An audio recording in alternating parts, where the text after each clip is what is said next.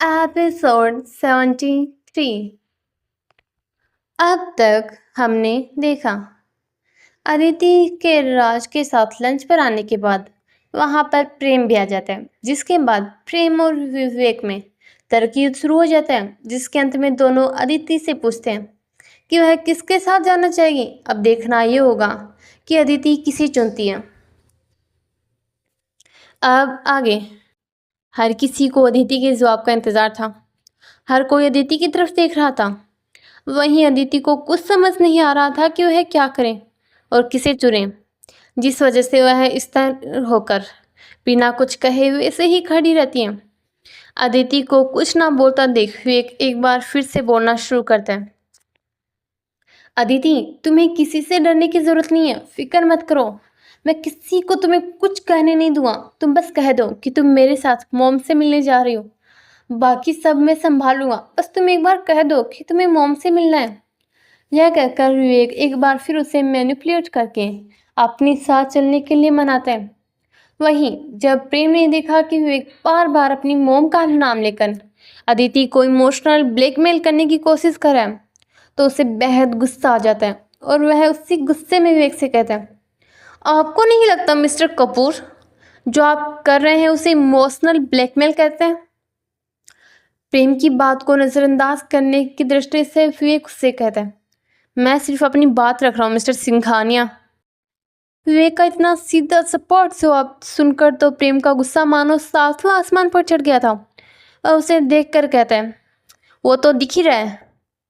प्रेम की बातें विवेक को बिल्कुल भी पसंद नहीं आती हैं और वह उससे कहता है, तुम। लेकिन इससे पहले कि वह अपनी बात पूरी करता, राज उन्हें टोकते हुए बीच में कहता है, विवेक भाई प्लीज़ आप रहने दीजिए ना। और प्रेम भाई आप भी प्लीज़, आप दोनों अपनी लड़ाई में अदिति को क्यों बीच में ले आ रहे हो। विवेक और प्रेम दोनों राज की तरफ देखते हैं, जिस पर राज पहले तो डर जाता है, लेकिन बाद में अदिति की तरफ देखकर एक गहरी सांस लेता है और आगे कहता है, आप दोनों मुझे ऐसे मत देखिए, मैं कुछ गलत नहीं कर रहा। हम आप दोनों अपने गुस्से की वजह से हर बार सब कुछ खराब कर देते हैं, लेकिन इस बार नहीं। मैं अपनी दोस्त को आप दोनों के बीच में से पिसने नहीं दूंगा। आप दोनों क्यों नहीं समझ रहे हो उसकी हालत क्या। आपको दिखाई नहीं दे रहा है कितनी परेशान है वो। पर आप दोनों को क्या फर्क पड़ता है। अगर अदिति प्रेम भाई को चुनती है तो विवेक भाई आप नाराज हो जाओगे, और अगर आपको चुनती है तो प्रेम भाई नाराज। वह तो आप दोनों के बीच फंस गई है ना। प्लीज़ बंद करिए आप दोनों अपनी लड़ाई, और प्लीज़ अदिति को इन सब में मत घसीटिए। आप दोनों की लड़ाई आपसे उलटी है, लेकिन अदिति को इससे दूर रखिए प्लीज़। यह कहकर राज एक गहरी सांस लेकर चुप हो जाता है। वही राज की हिम्मत करता देखकर देव भी उन्हें बीच में इंटरप्ट करते हुए कहता है, प्रेम राज बिल्कुल सही कह रहे हैं। एक बार अदिति की हालत तो देखो, वह कितनी परेशान हो गई है तुम दोनों की वजह से। लेकिन तुम दोनों का ध्यान तो अपनी लड़ाई पर है। सिर्फ और सिर्फ इस चक्कर में तुम में से किसी ने उसके हाथ पर ध्यान ही नहीं दिया, जो तुम लोगों को टाइटली पकड़ने से लाल हो चुका है। देखो एक बार उसके हाथ की तरफ। देव की बात सुन दोनों ने अदिति के हाथों पर ध्यान दिया, तो उन्होंने देखा कि अदिति का हाथ वाकई में लाल हो चुका है, क्योंकि वो दोनों अपनी लड़ाई में और गुस्से में अदिति का हाथ बार बार टाइटली पकड़ रहे थे, जिस वजह से उसका हाथ इस कदर लाल हो चुका है। जिस वजह से दोनों की ही आंखें नम हो गई, क्योंकि दोनों ही अदिति को नुकसान ही पहुंचाना चाहते थे। दोनों ने जल्दी से अदिति का हाथ छोड़ दिया, जिस पर निशा ने अदिति को अपने पास लाकर उसके हाथों को अच्छे से देखा। फिर उन दोनों को देखकर कहा, मुझे नहीं पता आप दोनों की एक दूसरे से क्या दुश्मनी है, लेकिन प्लीज़ अपनी दुश्मनी अपने तक ही रखें। इसके बीच अदिति को मत लाइए। ये अपनी लाइफ में सबको ही बहुत महत्व देती है। ऐसे में किसी एक को चुना इसके बस की बात नहीं है, इसलिए प्लीज़ इससे दूर रखिए प्लीज़। और वैसे भी अगर आप में से किसी एक को चुनेगी ना, तो दूसरा अपने आप नाराज़ हो जाएगा, और ये भी इसके लिए ही मुसीबत है। तो प्लीज़ अपने तक रखिए अपनी लड़ाई। अदिति को इन सब में मत घसीटिए। यह कहकर निशा चुप हो जाती है। वहीं निशा की बात सुनने के बाद दोनों को ही बहुत बुरा लगता है। दोनों ही अदिति के पास अपनी घुटनों के बल बैठ जाते हैं, जिसके बाद प्रेम अदिति को देखकर कहता है, आई एम सॉरी अदिति, मुझे तुम्हें इन सारी चीज़ों के बीच में नहीं लाना चाहिए था। आई एम सॉरी, तुम जो भी डिसीजन लोगे मैं उसमें तुम्हारे साथ हूँ। और मैं तुमसे नाराज़ भी नहीं हूँगा। प्लीज़ मुझे माफ़ कर दो, प्लीज़। यह कहकर प्रेम अपनी नम आँखों से अदिति को देखने लगता है। वहीं विवेक भी अदिति के पास अपनी घुटनों के बल बैठकर उसे देखते हुए कहता है, मैं भूल तुमसे माफ़ी मांगना चाहता हूँ। हम अदिति, मैंने तुम्हें बहन कहा है और उसी बहन को हर्ट किया। आई एम सॉरी, प्लीज़ मुझे माफ़ कर दो, प्लीज़। मैंने जानबूझकर नहीं किया, मेरा यकीन करो, ये सब गलती से हुआ है। प्लीज़ मुझे माफ़ कर दो। दोनों ही अपने घुटनों के बल बैठकर अदिति से माफ़ी मांग रहे थे। अदिति ने दोनों की तरफ देखा, दोनों की आंखों में पछतावा था। अदिति ने एक नज़र उनकी तरफ देखा, जिसके बाद उसकी आंखें नम हो गई।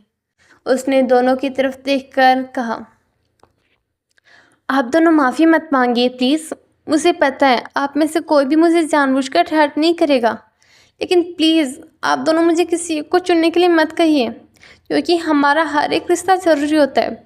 उसमें से किसी एक रिश्ते को चुनना पॉसिबल ही नहीं है, इसलिए मुझे ये करने को मत कहिए प्लीज़।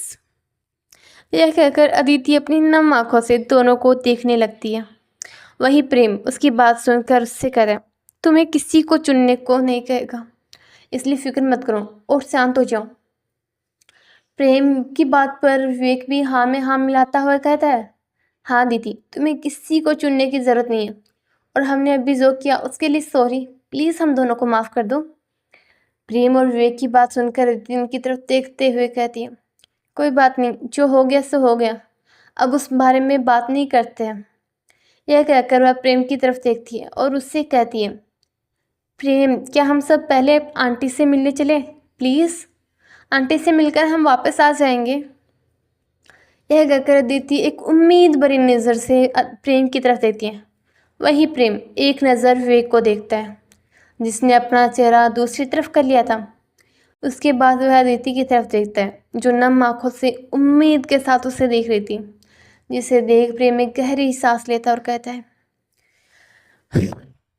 ठीक है, अगर तुम यही चाहती हो तो यही सही, लेकिन मैं वहाँ सिर्फ आंटी से मिलने जा रहा हूँ।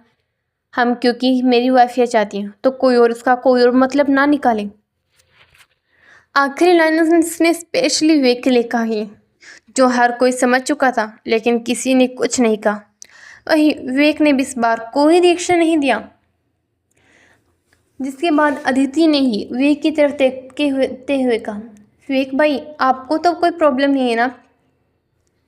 विवेक ने एक नज़र अदिति के पास देखा, जिसके बाद प्रेम और फिर अदिति की तरफ देखकर कहा, मुझे कोई प्रॉब्लम नहीं है, बल्कि मुझे तो खुशी होगी कि मेरी बहन ने सबसे पहले मुझे चुना। इसके अलावा मुझे और कुछ नहीं चाहिए। उसने मुझे चुना वर्ड पर जोर देकर कहा, ताकि प्रेम ये सुन सके, लेकिन प्रेम ने इस पर कोई रिएक्ट नहीं किया। तो वहीं अदिति ने प्रेम विवेक की तरफ देखकर हल्की स्माइल के साथ कहा, थैंक्स भाई, चलिए फिर चलते हैं। विवेक ने अदिति की बात पर हाँ में हाँ मिलाई, जिसके बाद वो सभी ने एक सुकून की सांस ली। दोनों की रजामंदी पर सब लोग खुश हो गए और सब ने एक सुकून की सांस ली। वहीं राज के चेहरे पर भी एक संतोषजनक स्माइल थी। वह समझ गया था कि उसे आगे क्या करना है, इसलिए वह अब खुश था कि वह कोई गलत फैसला नहीं लेने वाला जिससे अदिति हर्ट हो। सब लोग एक दूसरे के पास देखते हैं, जिसके बाद सब होटल से बाहर निकल जाते हैं। राज ने यह सोचकर कि एक बार फिर से प्रेम और विवेक लड़ने ना लग जाए, जल्दी से जाकर कार में बैठ गया। जिसके बाद निशा और अदिति को अपने पास बैठने का इशारा किया। वही विवेक अपनी कार में तो प्रेम और देव का प्रेम की कार से कपूर हाउस के लिए निकल गए। अदिति के राज के साथ जाने पर ना ही तो प्रेम ने ज़्यादा रिएक्ट किया और ना ही विवेक ने कोई रिएक्ट किया, क्योंकि वह ये बता समझ चुके थे कि अगर अदिति राज के साथ नहीं जाती तो शायद वो दोनों एक बार फिर झगड़ पड़ते। इसलिए दोनों ही शांत रहे और कपूर हाउस के लिए निकल पड़े। हे डियर लिसनर्स, कैसा लगा आपको आज का पार्ट? ज़रूर बताना। और आपको क्या लगता है, कैसा रहेगा कपूर हाउस में? सब कुछ ठीक रहेगा या फिर प्रेम और विवेक एक बार फिर शुरू हो जाएंगे? और क्या वजह इन सब इनके इस तरह झगड़ने के पीछे, और क्या होने वाला है?